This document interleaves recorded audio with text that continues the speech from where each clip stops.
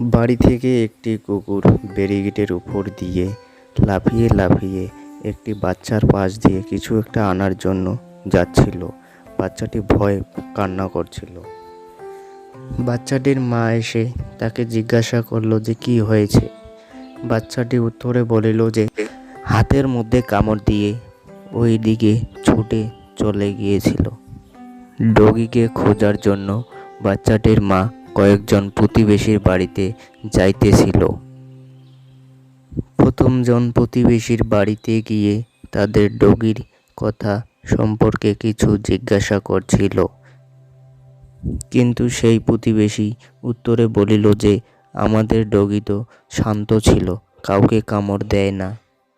দ্বিতীয়জন প্রতিবেশীর বাড়িতে গিয়ে তাদের ডগি সম্পর্কে জিজ্ঞাসা করলেন যে আপনাদের ডগিটি কীরকম আছে, কিন্তু দ্বিতীয়জন প্রতিবেশী উত্তরে বলিল যে আমাদের তো কোনো ডগই নাই। তৃতীয় প্রতিবেশীর বাড়িতে গিয়ে তাদের ডগির সম্পর্কে কিছু জিজ্ঞাসা করলেন। তৃতীয় প্রতিবেশী উত্তরে বলিল যে আমাদের ডগি ছোট, সে ব্যারিকেডের উপর দিয়ে কিভাবে লাফিয়ে পার হবে, সে তো এখনো ছোট।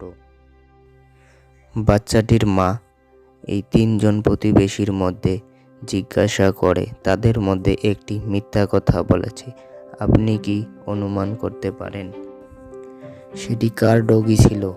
যদি বন্ধুরা আপনারা পেয়ে থাকেন তাহলে কমেন্ট বক্সে কমেন্ট করে অবশ্যই জানিয়ে দেবেন। যদি বন্ধুরা আপনারা কমেন্ট করে জানিয়ে দেন তাহলে বাচ্চাটি মা সেই ডগিকে ধরিয়ে দিতে পারে। A few moments later. 10, 9, 8, 7, 6, 5, 4, 3, 2, 1. তৃতীয় প্রতিবেশী তার অবশ্যই আরও একটি ডগি থাকতে পারে, খুবই চেয়ে অনেক বড়। তার কারণ তার বাড়ির দেওয়ালে সেই ডগির পায়ের ছাপ স্পষ্ট দেখা যাইতেছে, তাহলে বাচ্চাটিকে কামড় দিয়েছে তৃতীয় প্রতিবেশীর আরও একটি ডগি।